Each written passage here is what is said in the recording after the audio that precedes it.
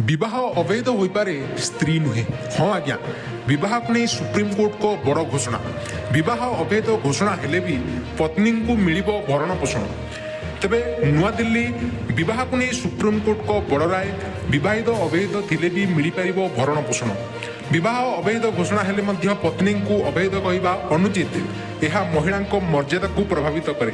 हिंदू विवाह आईन अनुजाई स्थायी भरण पोषण दाबी करें पत्नी। तेरे निकटरे सुप्रीमकोर्ट एक बड़ राय शुणाई। बुधवार दिन सुप्रीमकोर्ट एक राय शुणाई जे हिंदू विवाह आईन 1955 अनुजाई विवाह को असिद्ध घोषणा करा जाइथिले मध्य उभय पक्षरे जेकोसी व्यक्ति मध्यवर्तीकालीन भरण पोषण एवं स्थायी भरण पोषण दाबी करें।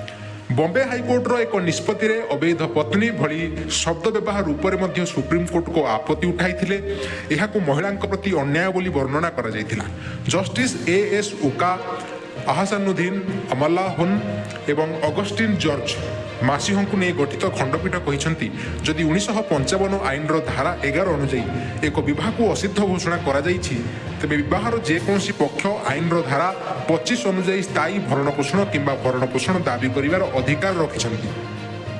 हिंदू विवाह आईन अनुजाई मध्यवर्तीकालीन भरण पोषण प्रश्न उपरे राय रे कहा जाइछि जदिओ कौनसी कोर्ट उभयंक विवाह को असिद्ध किंबा रुद्ध करिबा योग्य बोली विचार करती तथापि कोर्ट चलिथिबा मामलार चूड़ांत समाधान पर्यंत 1955 आईन अनुजाई मध्यवर्तीकालीन भरण पोषण प्रदान करिपारिबे।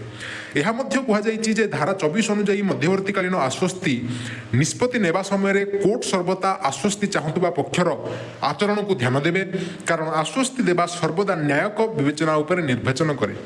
अवैध पत्नी भली शब्द व्यवहार उपरे आपत्ति उठाई सुप्रीमकोर्ट कहते विवाह अवैध घोषणा हेले मध्य पत्नी को अवैध कहवा अनुचित। यह संपृक्त महिला मर्यादा को प्रभावित करे।